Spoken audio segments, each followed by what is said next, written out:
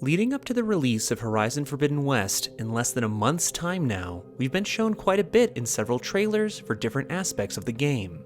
New locations, tribes, and machines, but nothing comes close to what we've just been shown. A mix of brand new footage along with shots from previous promotional material. Obviously, this will be a wildly spoiler-heavy video, so if you're looking to go into the game blind, you have been warned. With that said, let's break down Horizon Forbidden West's story trailer. The video opens up on Aloy in the rain, adorned in her shield weaver armor, essentially thinking out loud to Dr. Sobek. She elaborates on the variety of problems plaguing the world up to this point. We see yet another shot of the red lightning and supercell storms we've come to know from previous looks at Forbidden West. Aloy goes on saying that the people are suffering, as we see those who look sick and injured. Those here look very similar to those of the Shadow Carja refugees from Horizon Zero Dawn, perhaps migrating west to find a new life, as the faction was left in shambles at the end of the first game. Next we see Aloy with a member of what appears to be the Lowland Tenakth, looking over an area infected by the red blight we know to be suffocating all life it comes into contact with. In this scene, we also see that the blight is heavily contaminating the water supply, as the river itself is bright red. Additionally, we see Aloy adorned in different armor, presumably the new Nora Legacy armor based off of the design of her father and mentor, Rost. Along with decaying organic life, we also see the remnants of many fallen machines on the riverbank, leaving the possibility open that this blight may have adverse effects on machines as well. If this is the case, I believe it's more likely than ever that the origin of this blight may not be stemming from deteriorating Zero Dawn systems or subfunctions, like Demeter. Next, we flash to a familiar scene from the announcement trailer in 2020, of the Utaru harvesting their fields in the Plainsong amidst the red blight and far-off storms. Aloy's narration underscores this moment, stating that those suffering will soon starve. We then flash to a machine we first caught a glimpse of in the Tribes trailer, who was plowing the earth with its horns. Here, however, it has only become more aggressive, as the derangement seems to have only intensified between the events of the first and second game. It attacks what appears to be at first glance a plow, as the Utaru in the area scatter, fleeing for their lives. The machine roars out, and then we cut away. Aloy knows that she must find a way to fix all of this very quickly. After this, we see Aloy traversing several areas across the Forbidden West, standing atop a Lowland Tenakth platform, and then a close-up in a grassy field. Afterwards, we see Aloy, along with the Nora brave, Varl, looking over the ruins of an ancient space shuttle and launch site. Along with this, just below the shuttle, we can see 3 Slitherfangs attacking something between them. It doesn't look like a person or a group of people, but more spherical in shape. We also see one making aggressive posturing towards another, indicating that whatever they are surrounding, they appear to be fighting over it. Truly perplexing machine behavior, as these are combat class machines, and if there are no humans involved in this altercation, this latest wave of hunter-killers will be much different than anything we've experienced before. Now, let's draw our attention back to the launch site itself. Though this could be the remnants of a location that exists in our present day, like Vandenberg's Space Force base, we know from the lore that the last chapter of the 21st century was well known for space exploration beyond what we see today, principally for the gathering of exotic resources beyond our planet. The staging facility for Project Zero Dawn was once the site of Bryce Orbital, where spacecraft were launched at the behest of massive corporations who had staked their claim on far-off asteroids to seek and extract materials like tungsten and ruthenium. Lunar mining operations were established to bring helium-3 back to Earth, presumably as an alternative resource for nuclear power, along with efforts made for exoplanet colonization in the wake of the die-off. Though some may point to this as an obvious link to the Odyssey project, there were many efforts like those mentioned before that could lead to this rune being any number of sites dedicated to privatized space exploration. Next, we see another scene from the announcement trailer of Aloy riding a strider along the beaches of the Isle of Spires, with the ruins of the Golden Gate Bridge and a collapsed BOR-7 Horus during the swarm's advance on the western coast of the continental US in the background. After this, we get a quick zoom shot of another fallen Horus in the Lowland Tenakth area, the Valley of the Fallen, a proving ground for aspiring warriors of the tribe. Then, 2 back-to-back announcement shots. Aloy riding across a field littered with the remnants of enduring victory forces and fallen Pharaoh machines, with a storm looming over yet another Horus. And Aloy cresting a ridge overlooking the Desert Tenakth settlement of Scalding Spear, built on the ruins of what is most likely the Ivanpah solar thermal plant in the Mojave Desert. Next we flash to Aloy, along with a member of the Desert Tenakth clan, in a snowy region most likely close to the settlement of Saltbite. The narration then shifts to what can only be assumed is the voice of this individual, who is most likely the same one who we saw and heard at the beginning of the Meet the Machines trailer released in December of 2021. Both he and Aloy look down at what appears to be a convoy of Regalla's rebels accompanied by overridden bristlebacks. He states, "In the West, war is rule," a nod to the constant intertribal war that has been indicative of the Tenakth for some time, and is now continued by these rebels. This scene is followed by another announcement shot of the rebel faction marching along with their modified tremor tusks. Following this, we see what looks like a high-ranking figure of either the Desert or Sky Tenakth, adorned in an ornamental headdress, seated on their throne. Imagery of the snowy Shearside Mountains have been carved into the walls, then painted in the tribal style. But what is most interesting to me here is the fact that behind him seems to be some manner of holotech that is still functional, and appears to be in plain sight, rather than only being visible through a focus. But without further context, we can't confirm this is indeed the case. Next, we finally get our first glimpse at the rebel leader of the Tenakth, Regalla. A fearsome-looking warrior to be sure, armed with a nasty-looking blade, as she stands atop a ridge, commanding an attacking force of man and machine to lay waste to what appears to be a company of Desert Tenakth. She then goes on to engage in melee combat, showing her prowess as a warrior on what appears to be a mission of vengeance, as the narration states that she seeks to slaughter all those who have wronged her. We then briefly see her battling Aloy. Before the narrator elaborates, they say she answers to a higher power, before cutting away to more shots of battle, along with rebels pouring out of a massive hole in the earth.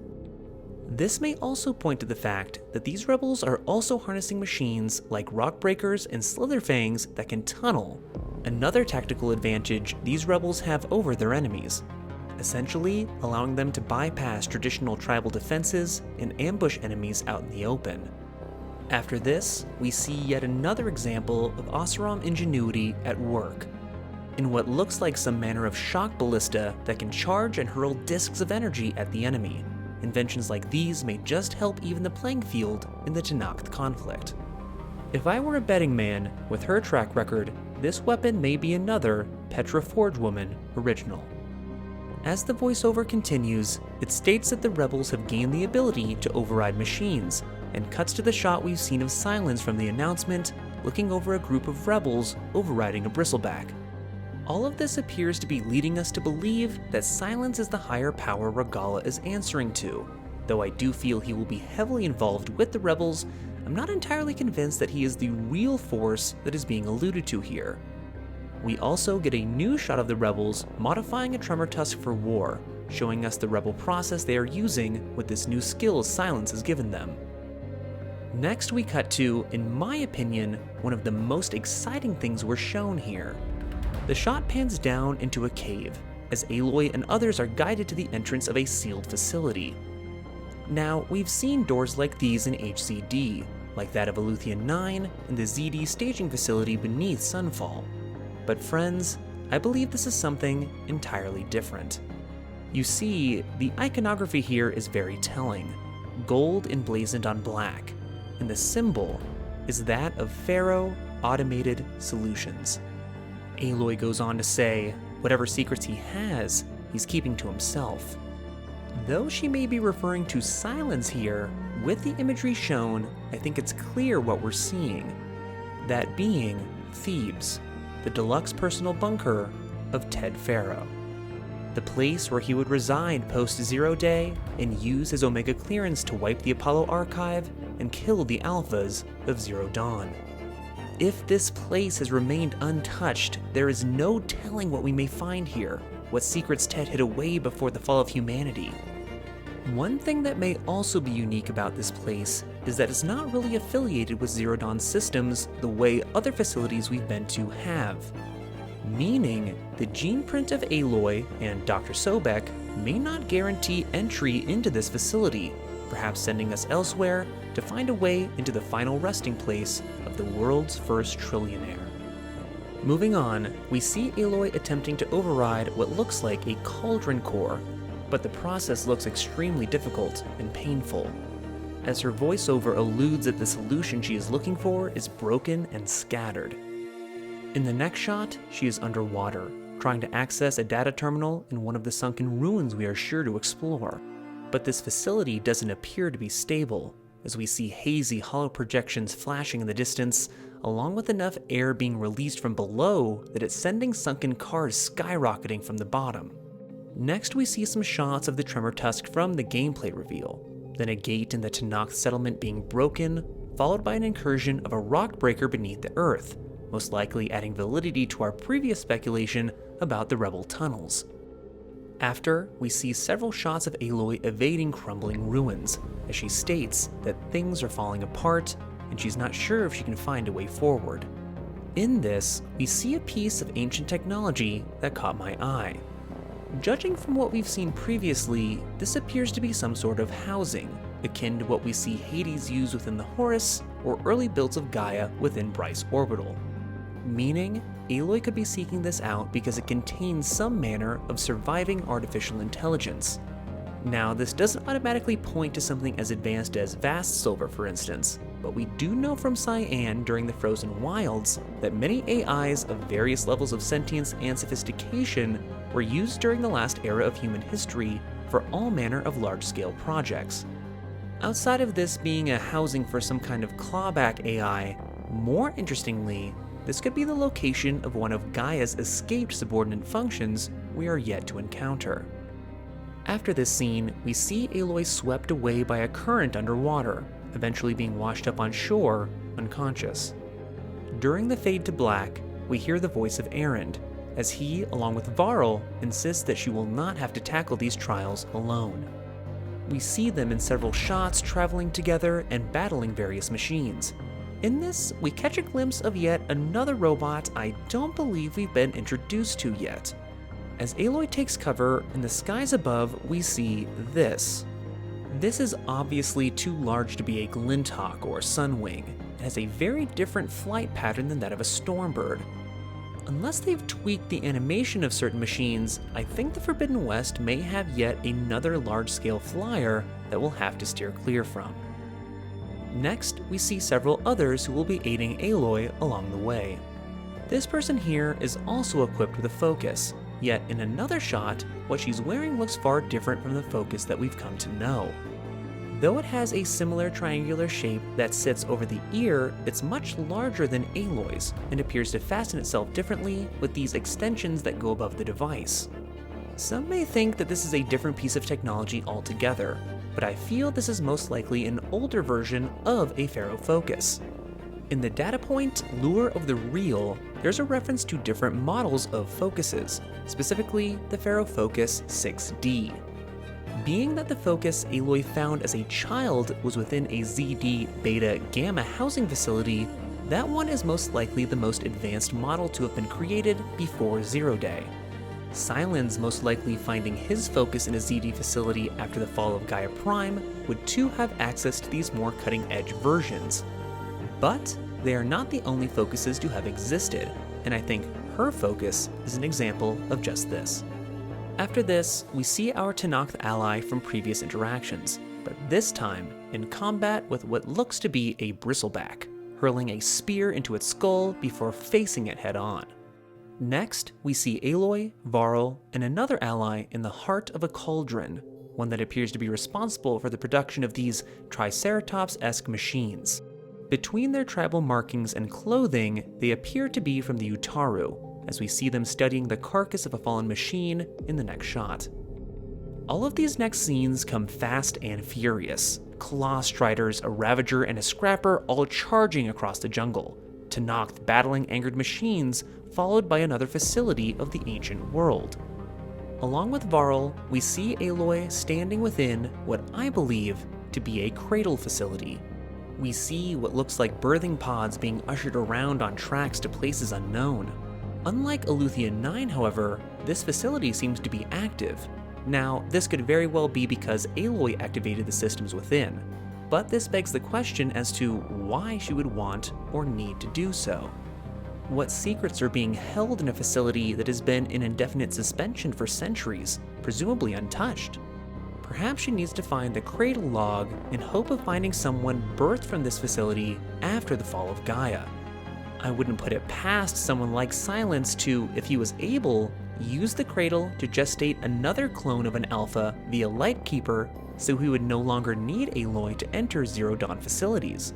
Forbidden West does take place 6 months after the events of the first game, and fun fact, Aloy's gestation period in Aleuthian 9 was a little over 7 months. Just something to think about.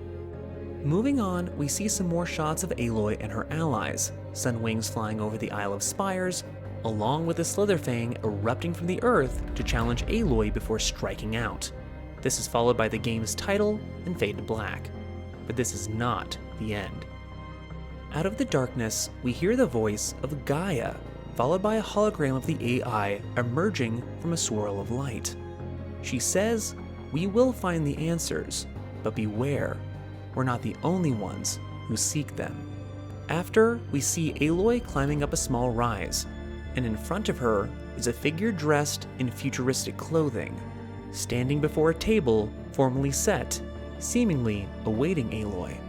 She smiles, and the trailer ends. There is so much to unpack here, so let's get started. First, it would appear that in some way, Aloy has been able to either find another message from Gaia or bring her back online. If this is the case, this is both very good and very bad.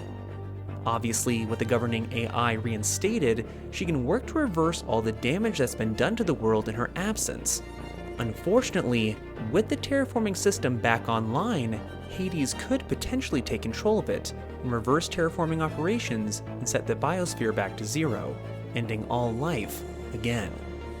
Shockingly, this is not the most important revelation in this section, as we are greeted by this figure that looks far different than any we have seen in the 31st century. So allow me to put on my tinfoil hat for a moment, because I'm about to dive into some heavy speculation here.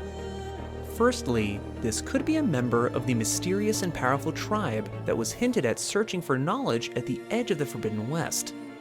This means that these peoples would have access to knowledge and technology that no others we've seen before have been privileged to. So, how could this be? Well, perhaps there was a cradle whose Apollo archive remained intact, and those born from it gained all the knowledge that the old ones had intended. In this, unknown to the rest of the world, these people have continued to become more technologically advanced over the past 700 some odd years after the first humans were released from cradles, and are now at the point of expanding their influence across the world. Or these are humans who have returned from a successful exoplanet colonization in the wake of a successful Odyssey mission.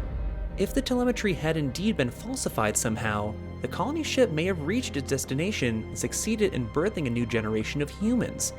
These people may have returned roughly 1,000 years post-Zero Day and are making first contact with the world's tribal inhabitants. Or there might be another option here. It may sound crazy, but stick with me.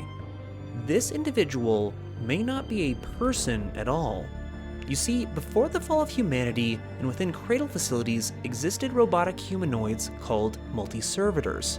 Now, as created, they only had limited functionality, held back by base programming, but they did look very human.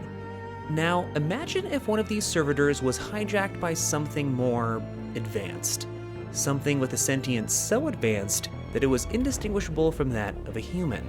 An artificial intelligence who set the bar for all future AIs to be measured against. I don't think it's outside the realm of possibility that this person, this entity, could in some manifestation be Vast Silver. I mean, outside of the obvious color palette parallels here, Gaia too manifests itself in human form to humanity. So why not another AI? Especially one that was created nearly 1,000 years before Aloy's present, one that predated the creation of Gaia by close to a decade. In that time, evolving and changing into something far beyond the imagining of those who created it. If this is the case, the real question now is, will it be friend or foe? So much information in so little time. With less than a month until the release, I can't wait to explore this world with all of you when we finally make our way into the Forbidden West. And that brings our journey to an end. If you'd like to see more content like this, likes and shares are always appreciated, and if you're hungry for more Horizon lore, be sure to subscribe and check out the rest of our lore library. Also consider supporting the channel on Patreon so we can keep making content just like this. Check out the link in the description. And as always, thanks for watching and keep questing.